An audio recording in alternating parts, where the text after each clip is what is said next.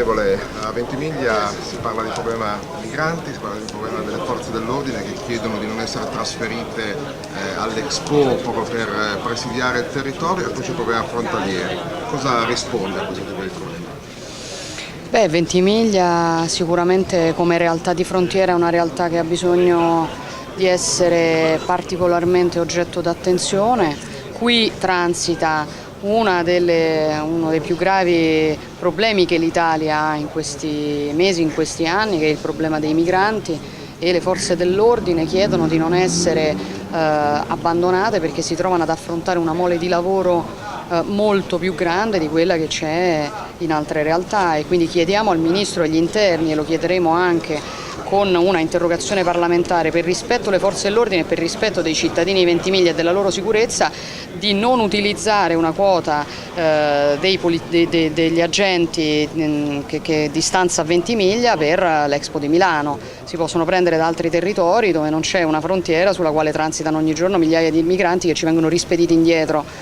dalla Francia come se non esistesse l'Unione Europea. E Fratelli d'Italia ha incontrato anche una delegazione dei lavoratori frontalieri che giustamente chiedono allo Stato italiano maggiore attenzione che forse lo Stato italiano dovrebbe avere in tema di tassazione, non solamente per i diritti e per gli interessi di questi lavoratori, ma anche per i propri interessi, perché alla fine in questi anni quello che noi abbiamo ottenuto con la doppia tassazione di fatto di questi lavoratori è che molti hanno preso la residenza in Francia e in Italia non hanno pagato più un euro di tasse perché conveniva loro stare in Francia. Allora trovare il modo di riportare quei lavoratori con la residenza in Italia perché paghino delle tasse giuste e non spropositate in Italia può essere una soluzione sulla quale cercheremo come Fratelli d'Italia di lavorare. Ecco, perché secondo lei le disparità di tassazione tra i frontalieri di Ventimiglia e quelli ad esempio della Città del Vaticano e delle altre zone di frontiera?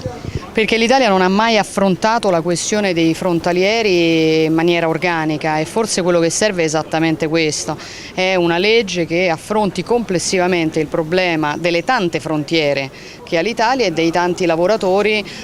che attraverso quelle frontiere si muovono, perché non ci siano discriminazioni appunto tra chi magari lavora nella Città del Vaticano e chi lavora nel Principato di Monaco. Per noi sono sempre lavoratori italiani, dobbiamo trovare il modo di non discriminarli per il fatto che sono lavoratori frontalieri e di non discriminare un frontaliero con l'altro. Quindi proporremo, anche lavorando con le varie realtà e con le varie associazioni, una proposta di legge complessiva per affrontare tutto il tema in un'unica soluzione, tenga ovviamente conto delle specificità ma senza discriminare. Per terminare il problema migranti, perché l'Italia è lasciata sola dall'Europa su questo tipo di problema? L'Italia è lasciata sola dall'Europa sul problema dei migranti perché è purtroppo governata da gente che non è in grado di sbattere i pugni sul tavolo e di far valere i propri diritti. Io penso che arrivati a questo punto ci si debba seriamente interrogare su quale sia per noi l'utilità di questa Unione Europea. Noi regaliamo ogni giorno una cosa come 10 miliardi di euro all'Unione Europea, un'Unione Europea che fa tutto quello che può fare contro di noi e che non riesce a affrontare neanche uno dei problemi dell'Italia con una dimensione europea. Serve però per fare questo un governo che non stia lì con le orecchie basse a chiedere il permesso alla Merkel di fare anche le riforme sul mercato del lavoro che vuole fare, che vada in Europa a sbattere i pugni dal tavolo e che soprattutto dica all'Europa che o l'Europa affronta complessivamente la questione dei migranti rendendosi conto che è questione di portata